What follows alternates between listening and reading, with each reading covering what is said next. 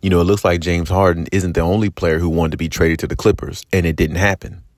So the player I'm talking about right now is Malcolm Brogdon on the Celtics currently. Now, Malcolm Brogdon, this has been an ongoing issue with Malcolm Brogdon going back and forth in regards to his injury. I spoke on this a few months ago, or less than a month ago, I'd say. You can check out the video where I spoke on the proposal trade of him going to the Clippers.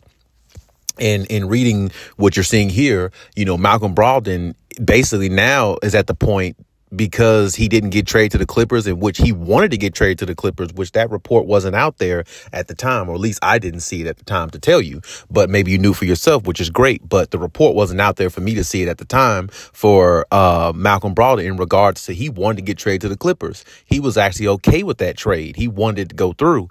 And now, as you're seeing, he's going to basically let his injury, you know, sustain, wait it out, and let it heal on its own. He's not even going to get the surgery, at least based upon his words, what you're seeing.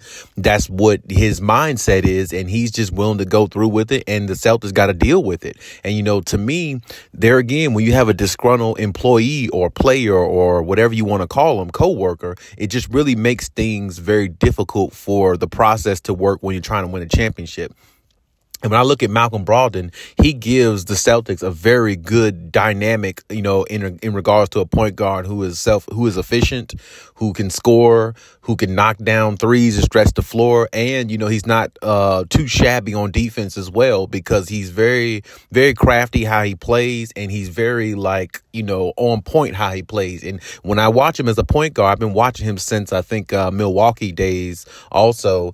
You know, he's always been a point guard who is very reserved and doesn't turn the ball over much.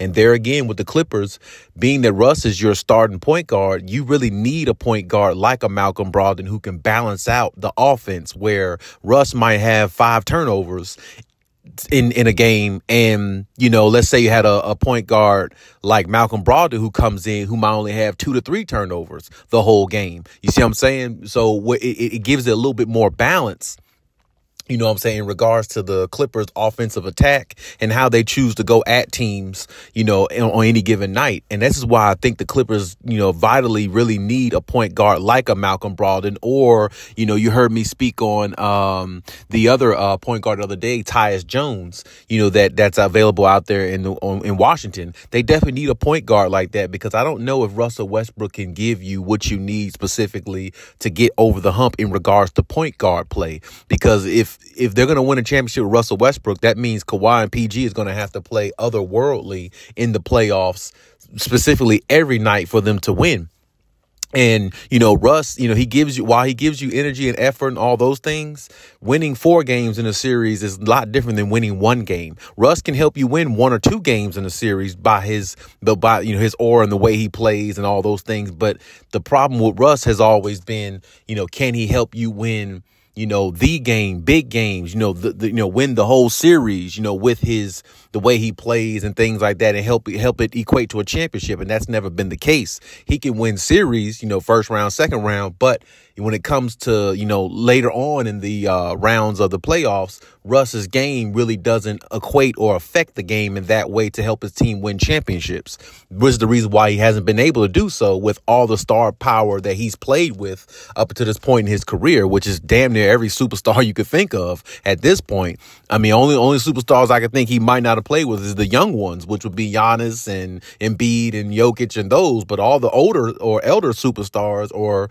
veteran superstars, he's played with all of them, seem like. So it's just a testament to his game, which is the reason why I think the Clippers definitely need somebody like a Malcolm Brogdon, somebody who can give it a little bit more balance, a little bit more, you know, better efficiency, and somebody who could stretch the floor. And that's something else that Russ really lacks. You know, he can't stretch the floor like that. And that's so odd in this day and time, because you have to be able to stretch the floor as a point guard, because it's just the way the game is now. Point guards are not just the guy that sets up the play and stand there, and let the shooting guard go out there and do all the scoring like it was back in the 90s and early 2000s. I mean, it's a little bit different in today's game where everybody contributes and where the point guard is probably one of the most crucial positions in the game today. So with that being said, you need a point guard who can stretch the floor and shoot because everybody is all about shooting, and the NBA is predicated on scoring from deep in the perimeter now throughout the last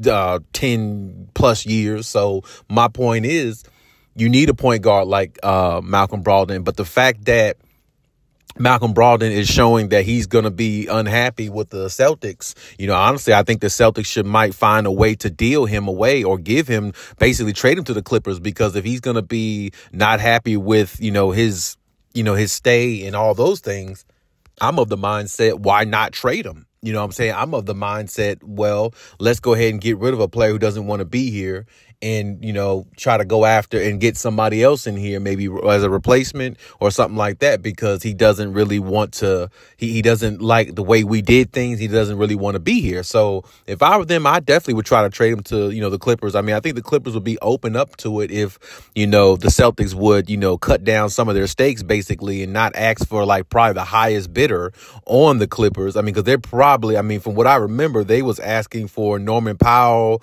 Marcus Morris and all this stuff, as a combination with, maybe even a pick or a 3-team trade deal. If it was a 3-team trade deal, it might not be bad. But if you're asking for more than one player from the Clippers and, they serve a valuable role for the Clippers, I wouldn't do it. And that's the reason why I think the Clippers backed out. I think the Clippers definitely would have went through with it, even though Malcolm Brogdon's injury was an issue and a question and a concern. I think they would have went through with it if the Celtics weren't asking for more than what they should be bargaining for, and in the Clippers' eyes. So, maybe they should lower the stakes a little bit and, take the Clippers offer and send the player somewhere where he really wants to be, or, maybe send him somewhere else, because obviously with the Celtics is not a place he wanted to be or wants to be going forward based upon things not going his way in the trade possibility or trade request. And it's just going to be a disgruntled situation if they don't make the trade. But hey, that's my take on everything. You leave any comments and we'll talk about it.